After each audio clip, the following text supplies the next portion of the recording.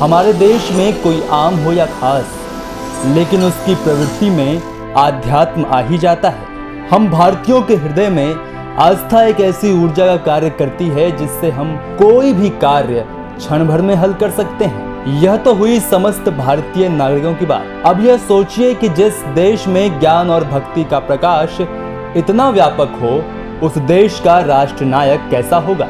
दुनिया में जनसंख्या की दृष्टि से सबसे बड़े देशों में से एक भारत के राष्ट्र नायकों की बात की जाए तो सभी नायकों ने हमेशा स्वयं को राष्ट्र के प्रति समर्पित रखा। लेकिन आज हम बात करेंगे वर्तमान भारतीय नायक, अद्वितीय वक्ता, विश्व नेता श्री नरेंद्र मोदी जी के बारे में। मित्रों, क्या आपने कभी आज तक मोदी जी को उनके किसी भाषण, सामूहिक वार्ता या सभाओं में जरा सा खांसते हुए भी देखा है? जवाब होगा नहीं। आखिर कैसे मोदी जी उम्र के इस पड़ाव पर भी स्वयं को निरोग बनाए हुए हैं? आखिर कैसे वे इस आयु में भी अपने मस्तिष्क और शरीर को पूर्णतः स्वस्थ बनाए हुए हैं?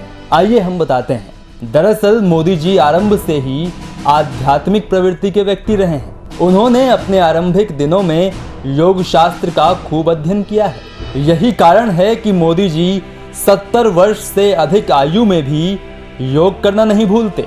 वे प्रतिदिन प्रातः काल में योग अवश्य करते हैं। इस तरह नियमित योग से वह शारीरिक और मानसिक दोनों स्तर पर स्वयं को स्वस्थ बनाए रखते हैं। इसके अतिरिक्त मोदी जी अपने भोजन में भी संतुलित आहार ही ग्रहण करते हैं।